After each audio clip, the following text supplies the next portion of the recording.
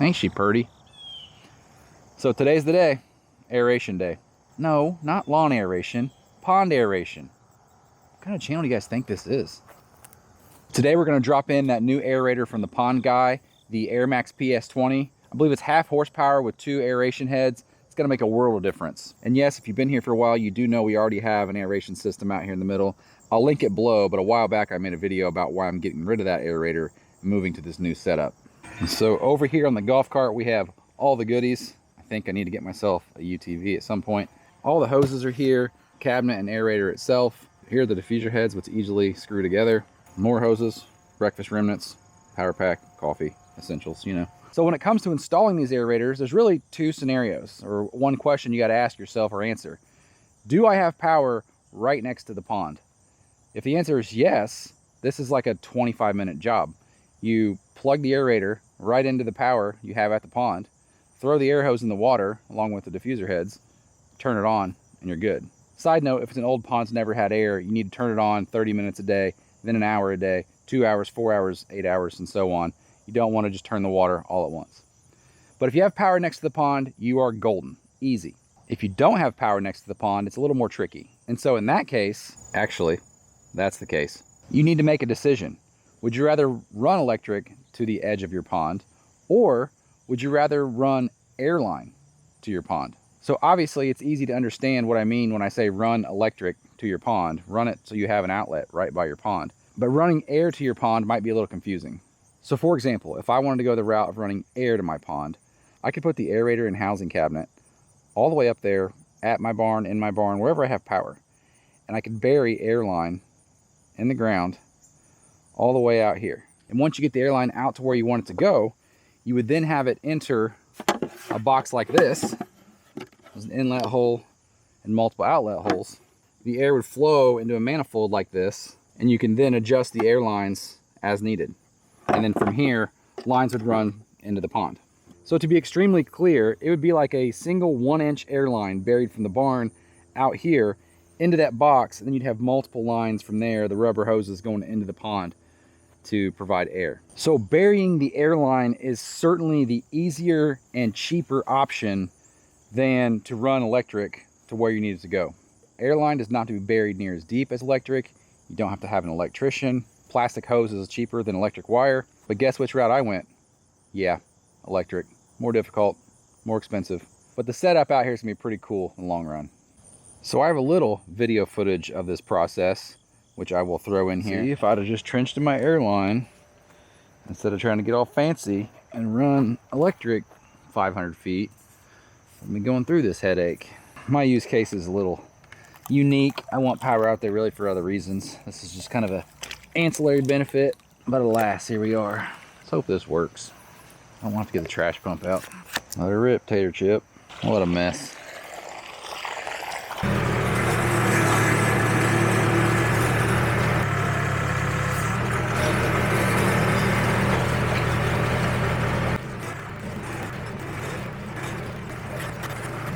Better go check that pump. But you get the idea. I'm digging a really long, big hole and messing things up quite a bit out here. So not too much more to go. I now have wire buried from the back of the solar panel all the way to the barn. And you can see the panel right here. It's not yet hot, but this serves way more purpose than just aeration. So yes, once this panel is hot, it is going to provide power to the aerator, which is going to live underneath the solar panels. It's a weatherproof case, but I thought, hey, might as well get it out of the sun and rain if you can. And that panel will also provide power to the well pump on days when it's not sunny or if we need to pump at night. I also have grand ideas of adding illumination all the way around the pond, or perhaps adding lights to these trees for Christmas, or just landscaping lights.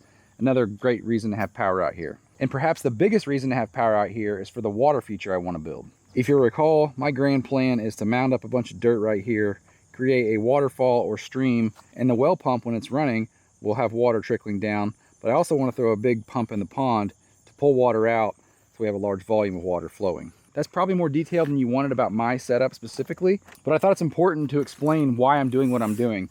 These aerators are super simple to install. Even if you're running airline, you get a little trencher, you can bury airline in an afternoon, no problem. I just like to complicate things. These air hoses, by the way, are absurd. It's 5/8 stuff, man. All right, you guys tired of me yapping yet? I am. I'm gonna get to work. So I have been staging a lot of things, and of course, it's never a party until Big Green shows up. I brought some crushed stone out here to level up and put underneath the aerator there. So I have a little trench. I'm going to sleeve my 5/8 inch hoses, the rubber hoses, inside of these two 2-inch pieces of conduit slash drain waste I had laying around. I wanted to get them into one conduit, but they're just so thick in diameter, on the outer diameter, that 2 of them wouldn't even come close to fitting into a 3-inch piece of pipe, and I didn't have anything long enough, so we're going to go with these 2-inch, which is fine. The airlines, again, feed through the bottom of the unit and come out the side, so we'll bring the air hoses up these runs here, connect them, and we'll put more crushed stone around the outside of this to prevent, you know, mice and stuff from getting underneath there. Obviously, power is not ready to go right now, so we're going to use that power pack you guys saw sitting over here on the golf cart just to set this thing up and run it here for a little bit. So I'm going to get these rubber hoses through these pieces of conduit here. I just pulled the first one out and then sleeved it already through the conduit. Super easy. I think I have PTSD from trying to pull that giant 4-feeder wire through conduit. This is easy. I'll tell you what, I still am thoroughly impressed with these hoses. These are ridiculous. Very heavy duty, but very pliable still. When you pull this out though, it's probably good to get the kinks out of it. So that's what I just did on this first hose, just so it's not all coiled up when it goes in the water. Just kind of twisting it as I walk backwards with it. So one hiccup or hang up, snafu if you want to call it, I have 300 foot of hose, and the plan was to run one 100 foot of hose off here straight out toward the existing aerator, which I think will get us pretty close, and that's where I want that one. The second airhead I want somewhat close to the dock, and I have 200 foot of hose for the second one. Don't know if I need that much, but I can't find a barb to connect them anywhere. That's not to say they didn't send one to me and I can't find it or misplace it. So today I may just run 100 foot on the second one as well. And next spring I'm going to do a review video of this stuff anyway.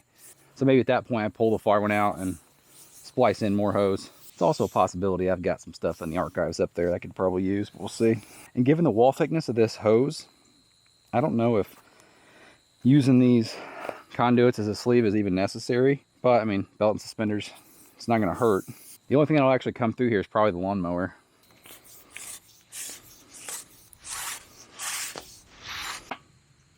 So as far as connections up here, it couldn't really get any easier. So I got my two 5/8 inch rubber hoses coming up, and you got these brass barbs. So you throw the 5/8 in here, and then the other end into that line and secure with hose clamps. So I'm gonna do that off camera. It's easier with 2 hands. So I went ahead and built one of the diffusers and hooked it up. I wanted to test it before I threw it in 20 feet of water. So I'll show you me testing this, and then I'll build the other one for you live. And go turn that power bank on. When I drop it in the water, I am gonna have a rope tied to it. They don't send you a rope, but in the event you ever have to pull these up to clean them or fix them or replace them for whatever reason, I find that having a rope on it, if you can get it in a boat and pull it vertical versus dragging it by the hose, you're less likely to snap the barb off or just lose it altogether. See if I can't get this out there without getting pulled into the pond.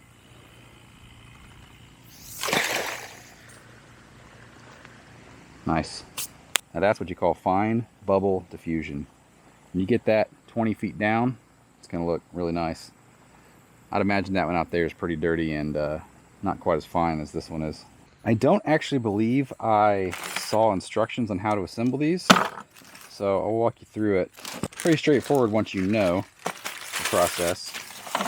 So before messing with the actual diffuser membranes or sticks or heads, whatever you want to call them, I like to go ahead and take care of my ends. So there's a cap up here. If you open up, it's a threaded end. I believe this is likely so you could connect multiple of these into one run. I'm not sure how well that'd perform, if the first one would, you know, suck all the air out of the system or not. But I gather that's what that's used for. This cap does have a rubber O-ring in it. I still gonna Teflon tape this just to have a little bit better seal. And I tried it without Teflon tape at first, and it just didn't seem to, you know, be a very tight seal. But in worst case, what? You're gonna get a few more air bubbles in the pond. Not a big deal. It's kind of what you're after, right? Again, made in the USA. Love that. I got that snugged up. The bottom end here is the inlet, It does have a check valve on it. It's got an arrow pointing to airflow. So it'll let air in, but it won't let water, you know, back up the line. So if you happen to turn it off for some reason, you won't have to worry about water going up your line. I'm going to tape this one as well. Remember, it's plastic. Don't go too crazy on your torque here. And then since we're using the 5/8 inch airlines, we'll use the 5/8 inch barb. There's also, I think, a 3/8 inch here. I'll tape him up as well. Don't really want to mess with Teflon paste here. I usually, if I'm doing plumbing, would use Teflon paste. Not something I'm willing to try here, because you get that little bit of paste that might go past here. You're going to get it clogging these aerator heads real quick, I'd imagine anyway. Those holes in that thing are microscopic. So let's just stick with tape on this one. Again, it's plastic. I'm not getting out any wrenches here. Dad grunt maybe. Got the barb to accept the hose. Got these 4 threaded ends. They simply go there and here. So now it looks familiar. Yeah. Trash.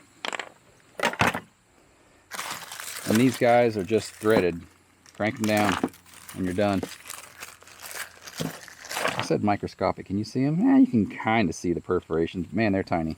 I'm not going to Teflon tape these. I quickly tested these and the tolerances seem pretty tight, so go without tape on these.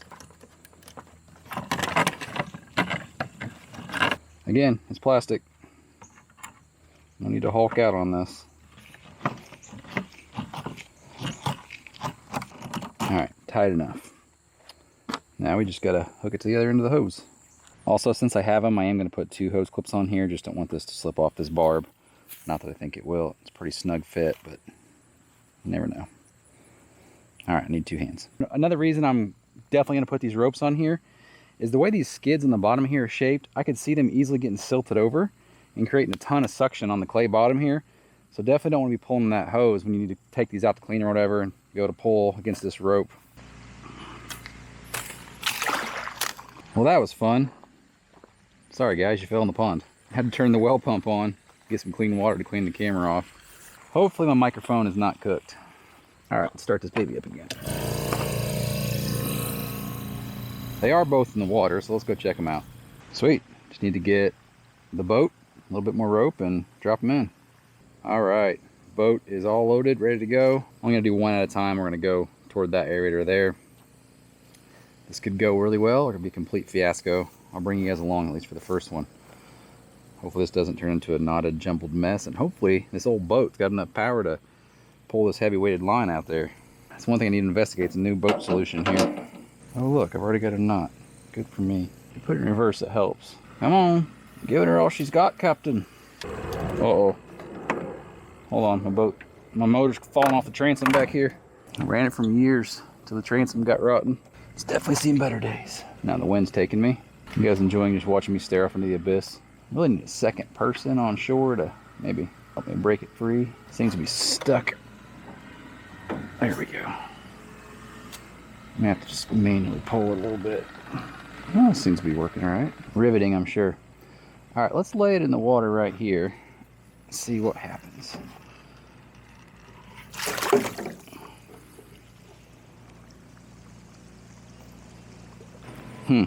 We got no bubbles.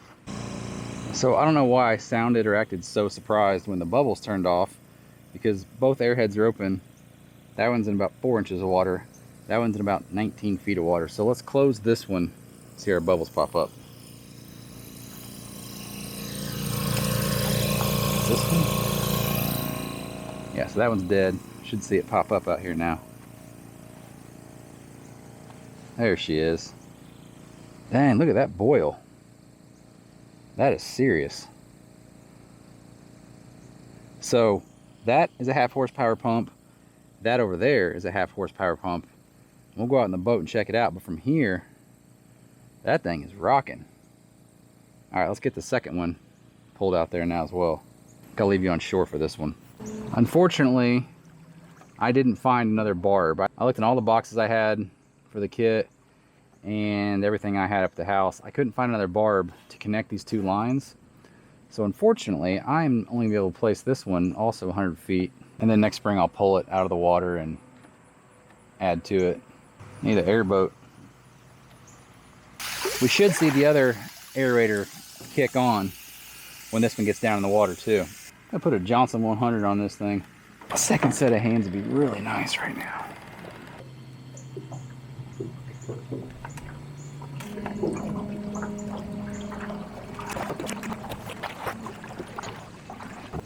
All right, so I got both of them running.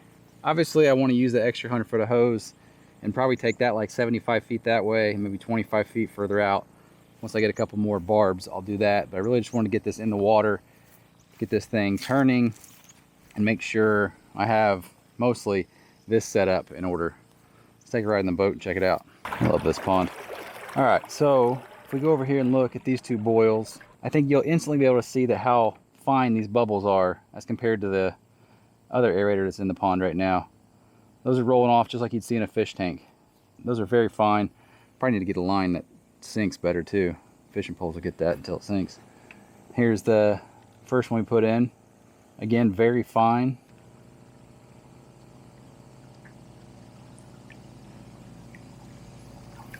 And if I go back to the original one over here, it's angry.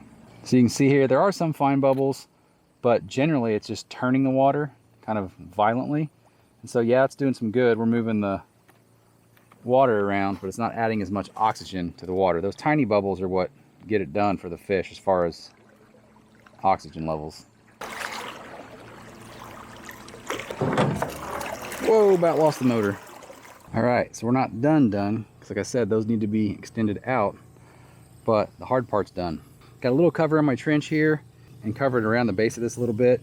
I didn't show you, but where I have the hose clamp connections between the smaller airline and the big rubber air hose, I actually took those connections and shoved them up underneath the base, so they're kind of underneath that cavity. And once you get this thing all the way buttoned up, it's pretty quiet. Probably hard to see in the shade, but that's the whole point. It's supposed to be shaded out here. That's the intake side down there where that little sponge filter is, and then the exhaust port down here on this side. Yeah, it's moving some air. And for reference, it looks like it's pulling about 540 watts or so, 542 right now. Pretty consistent. So if you're in the market for an aeration system, I will leave a link to the PS20, the Airmax PS20, which I'm using, down below, and just a link in general to the Pond Guys website. If you do have a pond and you're not in the market for an aeration system, check those guys out. They have pretty much every product under the sun you could ever need to help manage a pond, and just a ton of great info, a learning section, educational section that can help you learn about the chemistry of your pond, the biodiversity of your pond, and what you need to keep it looking nice. Because these things are great when they're pretty and clean and not full of muck and nastiness, but it can go the other way real quick. And for those of you longtime viewers out there, we are going to get the pond leak fixed here real soon on the south end over there. And as soon as we do that, we can turn this well pump back on, get this thing back full, and then next spring we're going to build the water feature, waterfall, stream, river, whatever you want to call it out here. It's going to be a nice setup. Also, if you're wondering, I am going to go ahead and kill this for now. I'm only using that little power pack, and it only run for like 3 or 4 more hours before it's dead. So while the Airmax system is not going to be live tonight, my electrician's coming out this week to wire that panel, and then we'll get this thing running full time, which you'll see in another video coming up here real soon, I'm sure. So hit that subscribe button, and we'll see you guys next time. Take care.